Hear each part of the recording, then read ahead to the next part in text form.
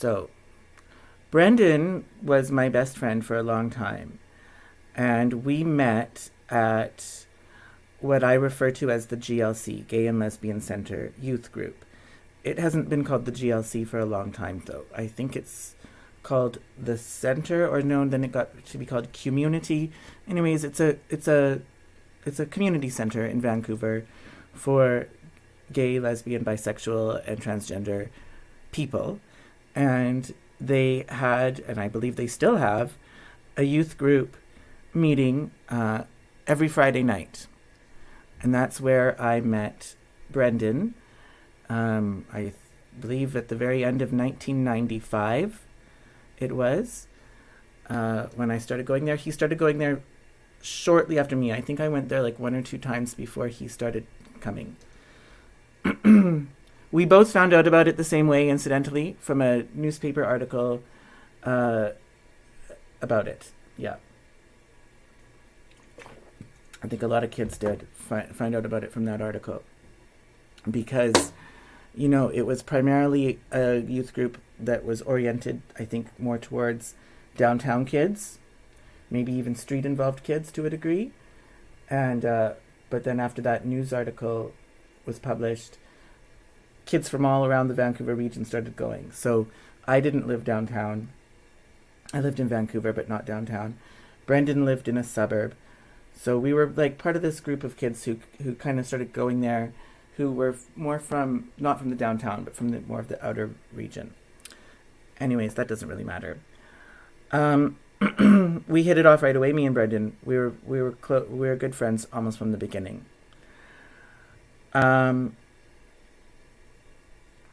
We have an amazing ability to relate to one another. Like, we can talk and we understand each other's perspective almost like automatically. We do have we're very like-minded in many ways. Not in all ways, but in many ways. And anyways, he's about almost exactly a year younger than I am. But I had other friends at this youth group as well. Brendan was not the only one. So another one of my of our friends was this kid named Brent Power. He's also, I believe, a year younger than me, so he'd be Brendan's age. He was going to the youth group before even I started going. I remember Brent was there the very first night that I showed up. And he gave me a hug as I was leaving. And Brent was really cute. Everybody had a crush on Brent. Okay. And he was really smart too, I would say.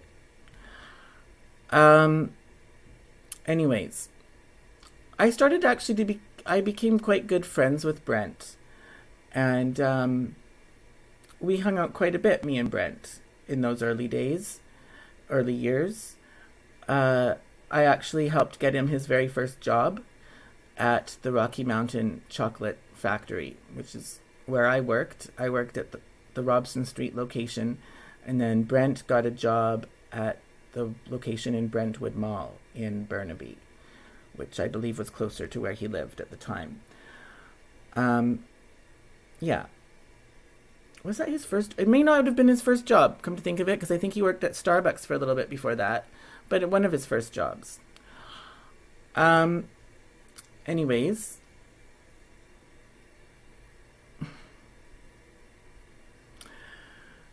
I miss Brent. Anyways, how did this... I want to talk about some horrible thing that Brendan had planned for Brent, and that when I found out about it, I put a stop to it. So it's actually a positive story, really, because I prevented harm from happening to someone. So Brendan had this weird... Okay, first of all, why I'm telling this story. At the beginning of this year, like right around this, I think it was right around this time last year, it would have been last December, Brendan sent me some very nasty text messages saying that I could never have friends in this world because, and it's not because of other people, like I make it out to be, that it's all because of me. And that I was essentially unlovable, unlikable. It was very nasty. And so, and I was with someone who, well, when I was receiving these messages, I'm in a new town in Kamloops where I'm trying to where I've lost contact with anyone that I've known in my life, my family, everyone. Nobody's here. I'm all alone. But I did have a new circle of friends that I found. Many of them were made recently homeless. And one of those recently homeless new friends, I was actually letting stay in my room because this person was suffering from hypothermia. Last winter was much colder than this winter has so far turned out to be.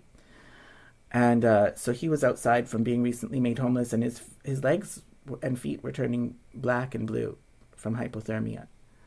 So I let this guy stay in my room with his dog for a few weeks. And I remember there was one point where he slept for 3 days almost nonstop.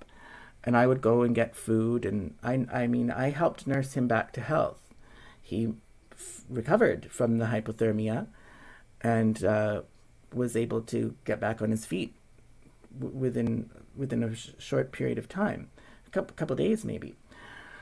So this is what I was doing, and being told from my friend Brendan that I'm unlovable, unlikable. So that made me determined to really nail down some solid friendships here in Kamloops. Like, I wanted to show Brendan that he was wrong. And when I think about that, this whole past year of 2023, like I've had a lot of people that I've made friends with and that have ended up betraying me or ghosting me for really no reason that I know of. And I've kind of put out a very desperate energy, which I've stopped doing now. But I had been coming across quite desperate in the past year. And so a big part of the reason why I was coming across so desperate and was desperate to make solid connections with people is because of these text messages I received from Brendan saying that nobody would ever be friends with me. So far, I have to say he's been proven correct, but I don't think it's because of me. I don't. So anyways, that's part of it. So like with different people, whether it's friends or relationships, like I've been very desperate. And people don't know this. I didn't tell anybody that I know in Kamloops about this. They don't know who Brendan is. But, looking back, and Brendan thinks that, I think he thinks that he's better than me. And yeah. So I want to... Yeah, he also was calling out something to do with my behavior that happened like 20 years ago. It was like ancient history. And I don't even remember what it was, but it wasn't something good. It wasn't something I'm especially proud of. It wasn't anything really terrible either. But he was calling out something that I did a long time ago. It's like, why are you bringing this up?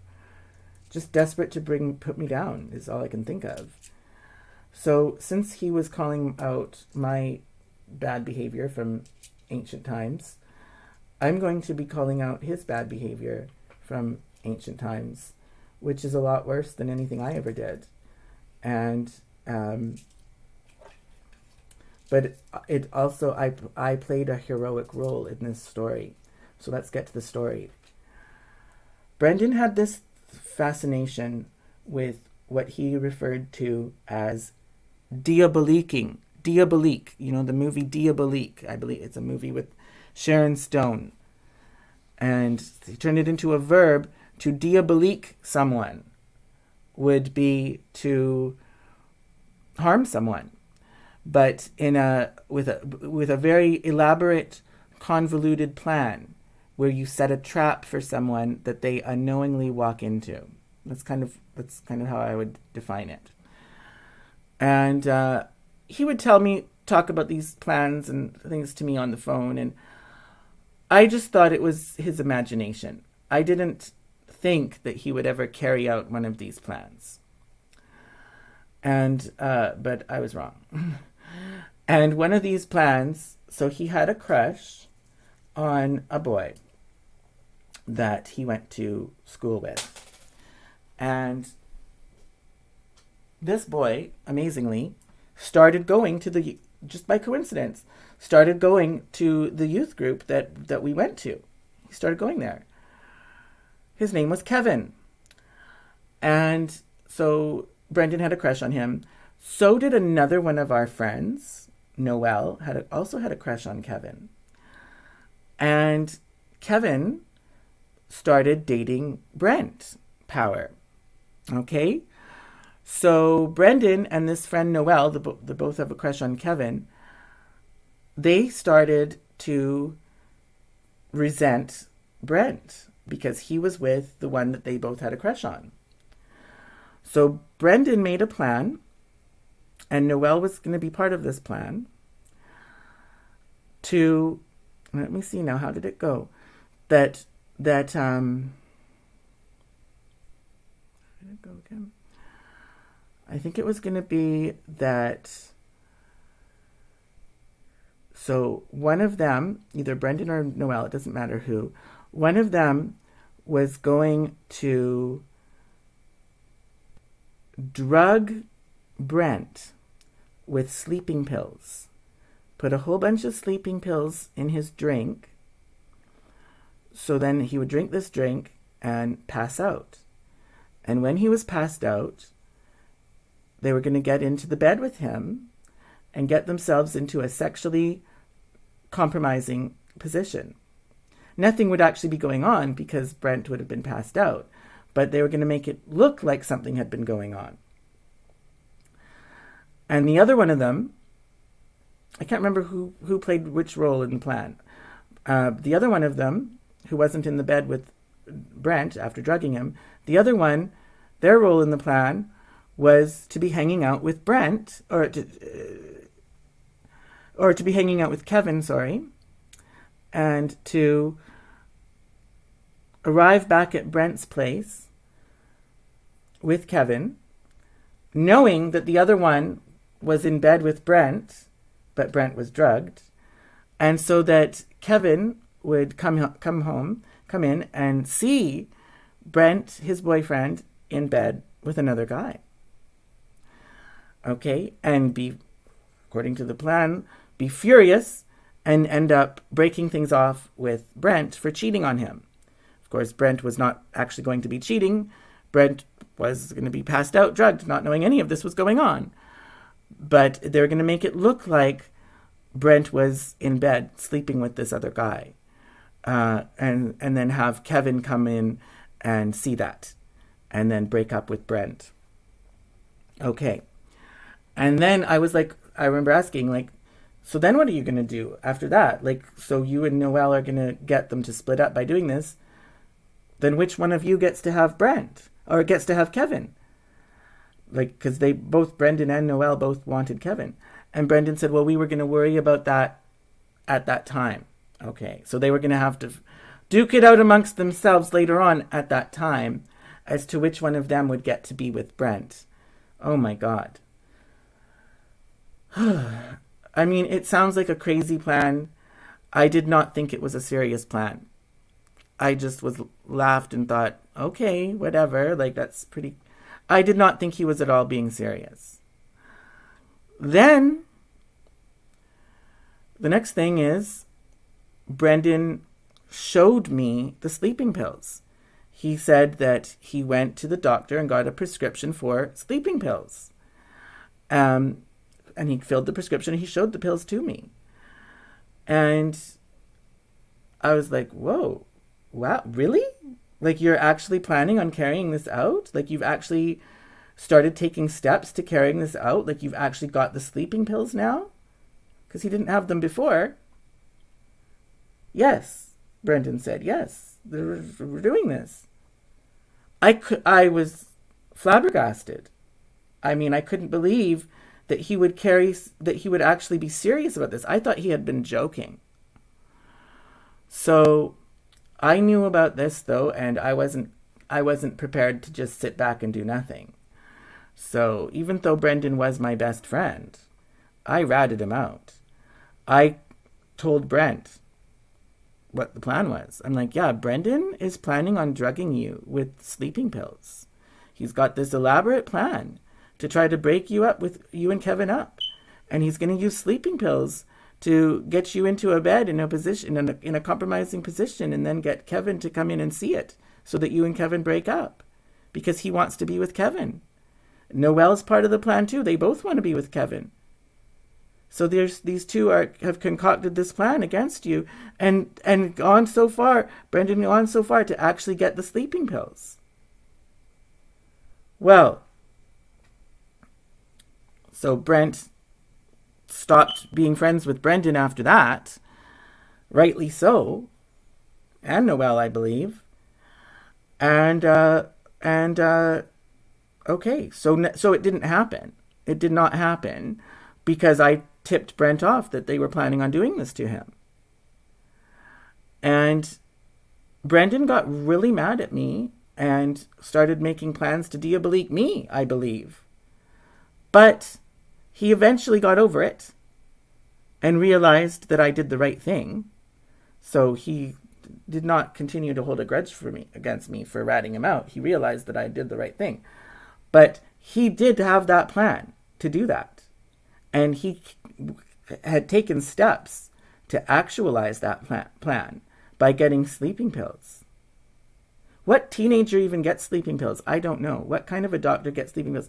Brendan has never had a hard time getting drugs from doctors, though. You should see the drugs he gets from doctors now. My God.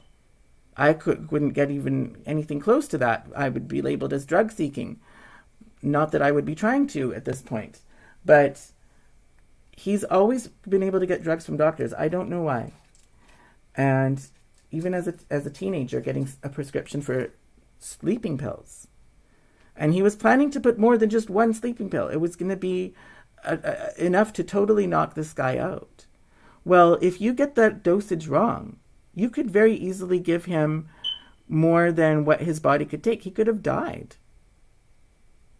So there was no way I was going to just sit back and know that this was being planned and not do anything. So I stopped it. And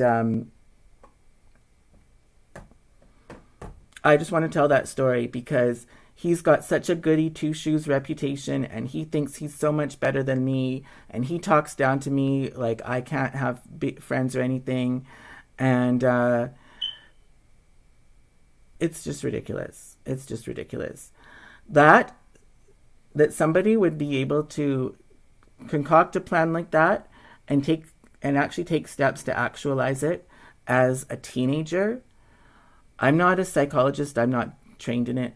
But to me, that looks like either sociopathic or psychopathic tendencies. Maybe not an outright sociopath or psychopath. Outright, I'm not qualified to make that diagnosis. But that to me looks like the tendencies that somebody would be willing to do that. All for their own benefit. To get with a guy that they want to be with. So I just want to tell that story. And me and Brent stopped being friends a long time ago. We were good friends for a while. But he got offended at something I said. He's a very easily offended person. And he got offended at something I said. And I've run into him over the years. And we've talked and stuff. But we've never reestablished our connection. So perhaps this is just one more example of how no good deed goes unpunished. Like, I could very well have saved Brent's life, but that doesn't mean that we're had an enduring friendship. So whatever, it is what it is. But I'm still glad that I did it. I would do it again. I did the right thing, and I'm actually proud of myself in that in that example. So that's all I have to say. Peace out.